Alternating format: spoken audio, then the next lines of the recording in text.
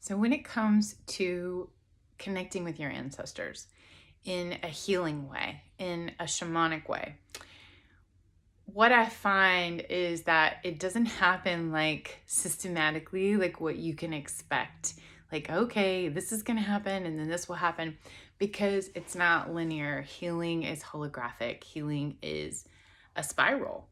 So, with that in mind, there's so many ways that you can connect deeply with the ancestors. And what's going to determine that is how much you're meditating, how much you're taking care of yourself, and how clear you are. That's when you're going to be able to get the messages coming through. So sometimes it's not even an ancestor that you are thinking about or you know of, but you're finally clear enough that they can communicate with you and get help from you or help you. That's one side of it. That's the healthy side. That's the high side of ancestral connections. The shadow side, the lower side of it, is ancestors can manipulate us and work through us to satisfy their addictions and their unfinished business on this realm. The more unclear, unhealthy, less present, less taking time for yourself that you are, the more that can happen.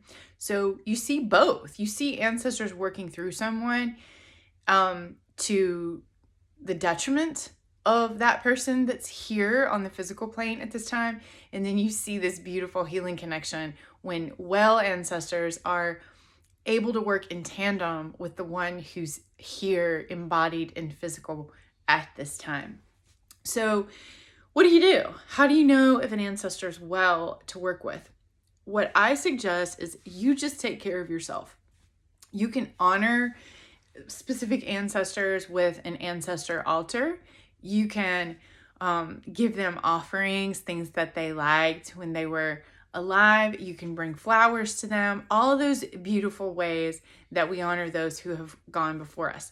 Just taking time to think about them is very meaningful to those on the other side. So thinking about them and setting apart a place on your altar, those are all beautiful ways that you can honor them. But if you're taking care of yourself, you will be able to be of service if a well ancestor wants to communicate, or if an ancestor who needs help can benefit from some healing from you, you will be able to impart that. What you need to be aware of is if you're off center, if your lifestyle hasn't been the healthiest, or if you're in some patterns of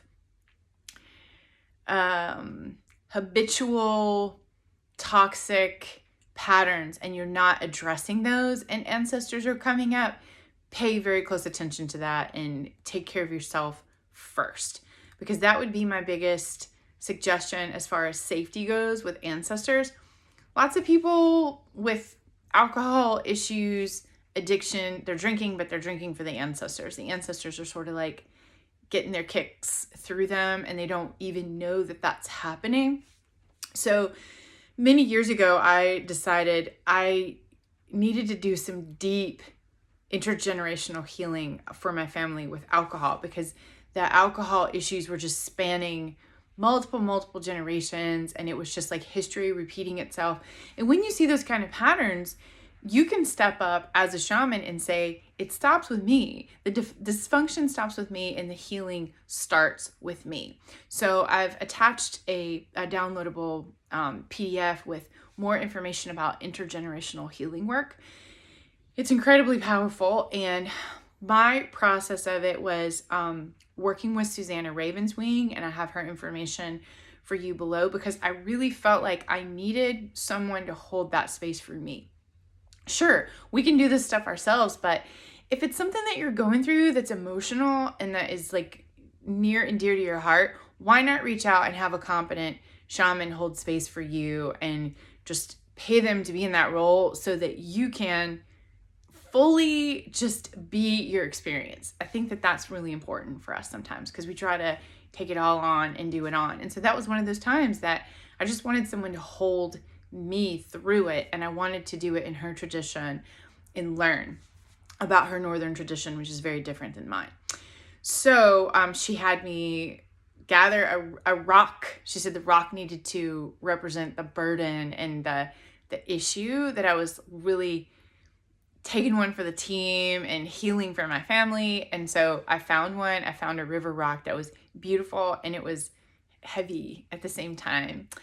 And I also was challenged to get the organic cotton and get like a ball of like organic thread twine in multiple colors. And so that's what I did. And then she wanted me to wrap the rock with all of the twine once I had written letters to everyone living and deceased that I wanted to say things to about the alcohol, all the ones that I have prayers that I wanted healing for. And so that was really heartfelt and heavy and emotional, and I really took time with it. I went into it because here's the thing about any of these shamanic journeys and ceremonies and rituals that we do, the more we bring to it, the more of ourselves that we pour into the experience, the more we're going to get out of it. Because it's kind of like, well, why go through all the motions of it? Like, that's what we see in mainstream culture has happened to ritual and ceremony. And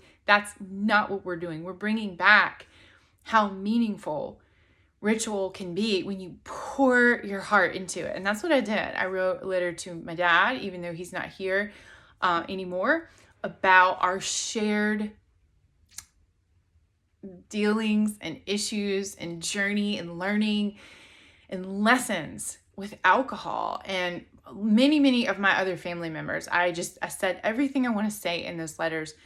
And then Susanna told me to wrap those letters around the rock and then wrap all of the cotton thread, the twine, just round and around and around, and to leave a tail. I left a tail on the rock of open twine.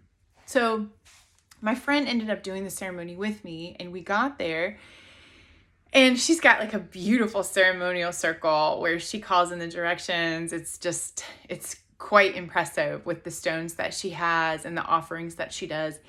And what's really neat too is whatever culture that you work with, whatever ways that you hold space and do traditional medicine wheel work, find other ways. Find Celtic shamans and Hawaiian shamans or Mayan.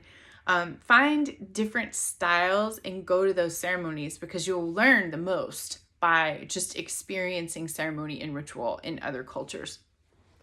So we went through her ceremony, and I was holding the rock, and she took the open part of the cotton string and she wrapped me around a tree and wrapped me around and around and around my body. And it was so emotional being like tied to the tree and thinking of all the tethering and all the karmic connections and all the heaviness with all the addiction that's been experienced in my family.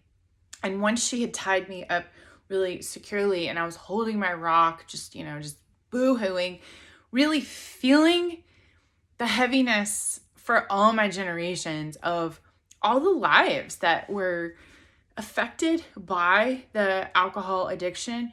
And then she handed me like cutters. It was almost like scissors, but like a little like smaller knife cutters. And she told me to release myself. And so I went through that process of releasing and cutting the ties that bind, literally cutting myself free from all that old karmic entanglement, like karmic knots. And that's the power that we have, what we can do. When I was freed from all that, she had me hurl my rock into the river. And that was an extremely empowering ceremony. And that's why I wanted to share it with you all. I feel like every one of us has those kind of generational healing things that need to be focused and addressed, because we're carrying around so much of all these other generations, and it's time to let it go.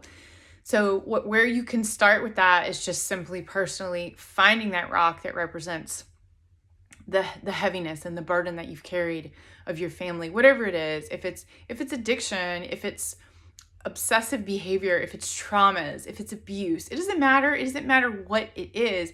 It's time for us to release those things because we're the ones that carry it forward, change the DNA, change the story, reprogram, and create the future.